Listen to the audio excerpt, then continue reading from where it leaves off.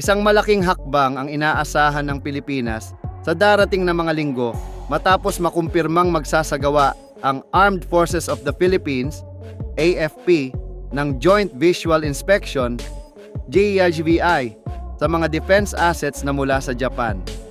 Kasama rito ang 6 na Abukuma-class frigates at higit sa lahat ang pinakaaabangang Mitsubishi F-2 Zero Viper multi-role fighter jets. Ayon sa ulat mula sa Bonds QPH, 2 linggo ang itatagal ng inspeksyon bago isumite ang ulat sa Department of National Defense DND. Habang kapansin-pansin ang kakayahan ng mga Abukuma-class ships, nakatutok ngayon ang atensyon ng buong defense community sa posibilidad na makuha ng Pilipinas ang F-2 fighter jets, isang platform na maaaring ganap na magpabago sa lakas ng Philippine Air Force, PAF.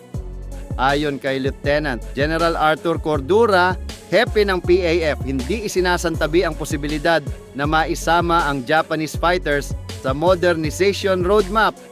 Aniya, ang anumang makukuhang bagong eroplano ay kailangang tugma sa Comprehensive Archipelagic Defense Concept, isang estratehiya na nakatuon sa proteksyon ng teritoryo ng bansa at lalo na ng West Philippine Sea. Ang F-2 ay hindi simpleng bersyon ng F-16. Bagamat idinisenyo kasama ang Lockheed Martin, ito ay mas malaki, mas maliksi, mas malayo ang mararating at mas marami ang kayang ikargang armas. Mayroon din itong napakahusay na avionics ng Japan at may kakayahang gumamit ng parehong armas ng Amerika at Hapon. Ang pinakamahalaga, kaya nitong maglunsad ng anti-ship strikes, isang kakayahang napakahalaga para sa Pilipinas na nakaharap sa mga banta sa karagatan. Bukod sa air superiority at ground attack, ang F-2 ay tunay na multi-role fighter na kayang magbigay ng depensa at atake sa anumang sitwasyon. Sa mga pagkakataong may banta sa karagatan, kaya nitong tuklasin at harangin ang kaaway bago pa makarating sa teritoryo ng Pilipinas. Habang papalitan na ng Japan Air Self-Defense Force, JASDF, ang kanilang F-2 fleet ng mga F-35 at paparating na F-3 stealth fighter, nagbubukas ang oportunidad para sa Pilipinas na makinabang mula sa pagre-retiro ng mga ito. At dahil mas tumibay pa ang ugnayan ng dalawang bansa sa ilalim ng Reciprocal Access Agreement, RAA, mas malapit kaysa dati ang posibilidad paglipat ng F-2 sa PAF. May posibilidad ding ipadala muna ng JSDF ang ilang F-2 units sa mga airbase sa Luzon o Palawan para sa joint exercises. Sa ganitong paraan, magkakaroon ng first-hand na karanasan ang mga piloto at ground crew ng PAF sa paggamit ng nasabing jet. Isang mahalagang paghahanda bago tuluyang maisulong ang acquisition. Ngunit malinaw ang babala ng mga eksperto. Kung hindi kikilos agad ang Pilipinas, maaaring maagaw ng ibang bansa ang pagkakataong ito. Ang F-2 ay hinahangad din ng iba pang estado na nais palakasin ang kani-kanilang depensa. Kung makukuha, magiging tunay na game changer ito para sa PAF. Kaya nitong magpatrolya sa malalawak na dagat, depensahan ng malalayong isla, at magpakita ng air power sa pinakadelikadong bahagi ng West Philippine Sea.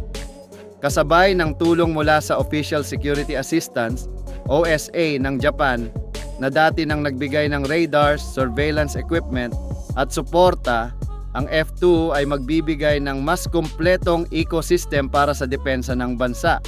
Totoo na marami pang kailangang daanan mula sa export rules ng Japan hanggang sa pondo para sa pagbili at maintenance. Ngunit habang patuloy ang tensyon sa rehiyon, tila mas malinaw kaysa dati na ang oras para kumilos ay ngayon.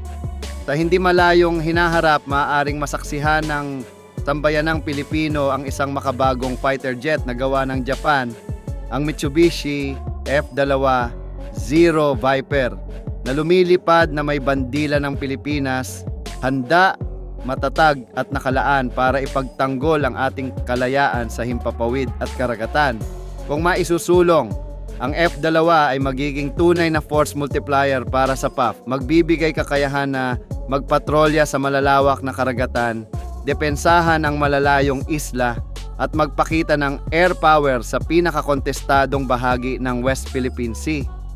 Kasabay ng Official Security Assistance, OSA ng Japan, na nagbigay na ng radar systems, coastal surveillance equipment at iba pang suporta, ang posibleng pagdating ng F-2 ay bubuo ng mas matatag na ecosystem para sa depensa ng Pilipinas.